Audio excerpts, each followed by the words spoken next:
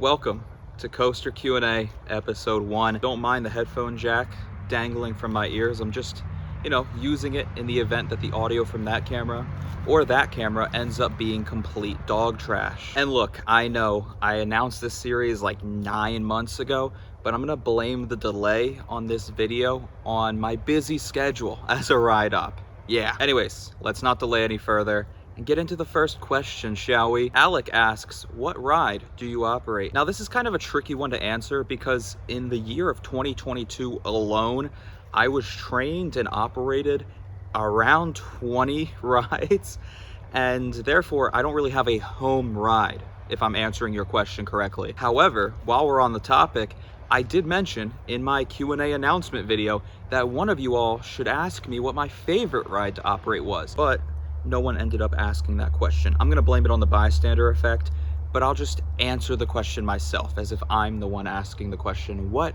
was my favorite ride to operate since starting my job at Hershey? And that's actually kind of a funny one.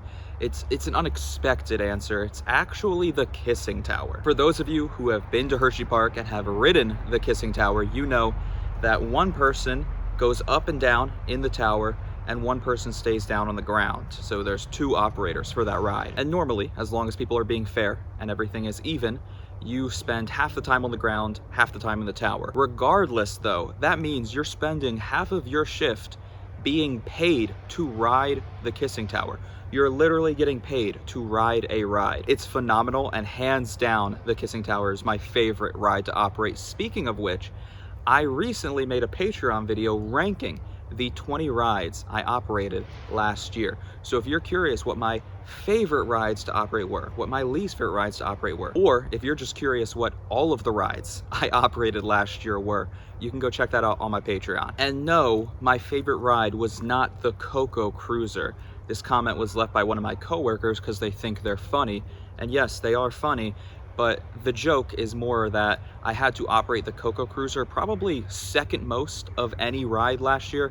For some reason, I had to operate the Coco Cruiser so many days in the 2022 season, and it became just a joke, honestly. It became a ride that I started to loathe, but also kind of love, because I just grew an appreciation, connection, and a comfortability with the Coco Cruiser. Anyways, the next question was left by my girlfriend, and it reads, what is your least favorite thing about coaster enthusiasts? And I think she left this question because I rant to her often about coaster enthusiasts, not because I hate coaster enthusiasts, nor do I hate the community. She's just kind of my personal therapist, as most couples are. And I wouldn't even say I hate that many things about coaster enthusiasts or the coaster community. There's just some little things that I like to rant to her about. Like, for example, how much gatekeeping goes on in the coaster community. Or the rampant sexism because, girls can't ride roller coasters. Or, if you have a different opinion than someone, they immediately get angry. And is it just me, or is there like an unnecessary amount of high school drama in the coaster community? But anyways, jokes aside, I don't actually hate coaster enthusiasts. I don't hate the coaster community. I just recognize there are a lot of problems, like any community. To answer this question in a more comedic way, I think my least favorite thing about the coaster community is the fact that we call ourselves Thoosies. That sounds weird, bro.